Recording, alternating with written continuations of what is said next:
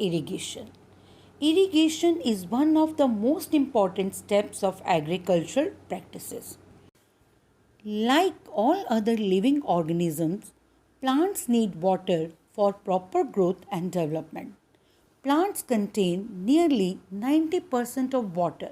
Still, they need water for germination of seeds, for proper growth, for the process of photosynthesis to make food.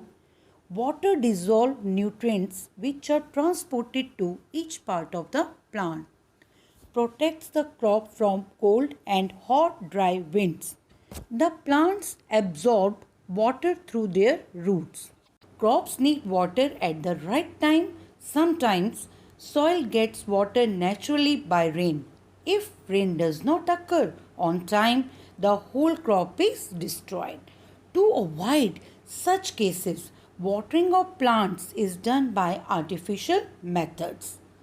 The supply of water to the crop plants at regular intervals through sources like wells, tube wells, ponds, lakes, rivers other than rain is called irrigation. The requirement of irrigation depends on nature of crop, season when the crop grows and the nature of soil. Let us study the above factors in detail. First is crop-based irrigation. Some crop plants require more water, like rice crop requires standing water, whereas some crops like wheat and cotton require less water. Second is season-based irrigation. In summer, the frequency of irrigation is higher. It is due to the increased rate of evaporation of water from the soil and the leaves. On the other hand, the frequency of irrigation of the crop is comparatively lower in the winter season. Third is soil-based irrigation. Irrigation also depends on the nature of the soil in which the crop is grown. Sandy soils need more frequent irrigation due to its poor water retaining capacity. Sandy soil is highly porous and high permeable. When we irrigate the crops standing in a sandy soil, the water quickly percolates. Percolate means filter slowly through the porous surface down the soil, and the crop plants are not able to absorb adequate amount of water. Clay soil needs less frequent irrigation due to its good water retaining capacity. Clay soil is less porous and less permeable, due to which it can retain water for a much longer time. So when the crop grown in a clay soil is irrigated, the water remain in the soil for a long time, and hence the plants can absorb this water in adequate amount. There are two methods of irrigation, traditional and modern. We will start with traditional methods of irrigation. Depending on the source of water for irrigation, different systems are adopted to lift water from the source and take it to the fields for irrigation.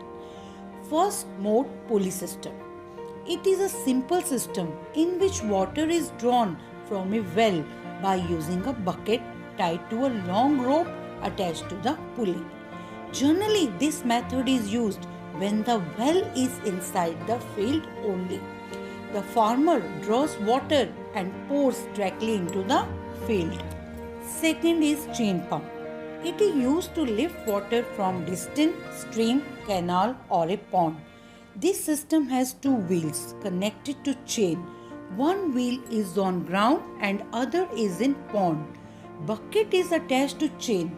When handle of upper wheel is rotated, lower wheel also turns and water is filled in bucket.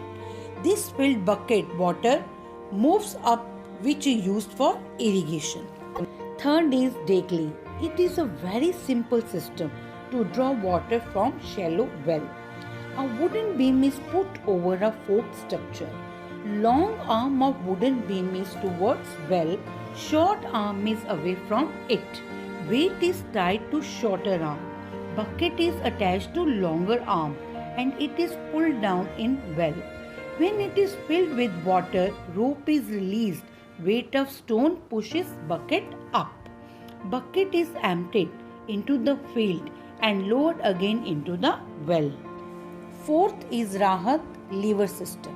It contains a large wheel. On the well, there is a long belt which contains many metal pots. Wheel is rotated with the help of lever, which is pulled by bullock. When wheel rotates, lower end of belt dips in water of well and metal pots get filled in water. They are drawn up, water is emptied and the process is repeated. The traditional methods are cheaper but less efficient. They involve human labor or use of animals. Let us discuss about modern methods of irrigation. The modern methods of irrigation help us to use water economically. The two main modern methods of irrigation are: first is sprinkler system. Sprinkler system is very good and efficient system if sufficient water is not available or when the field is uneven, means not level or smooth. In this system, water gets sprinkled like rain over the plants. From the source of water, like a well, a pump is connected to a system of pipes spread on the ground of the field. At intervals, there are perpendicular pipes with rotating nozzles. When the pump is switched on, water flows in the main pipes with high pressure and comes out of the nozzles of perpendicular pipes of water. Water spread all over through the rotating nozzles and gets sprinkled like rain over the whole crop. This method is highly suitable for sandy soil which has less water absorbing capacity. This system saves a lot of water and is very economical.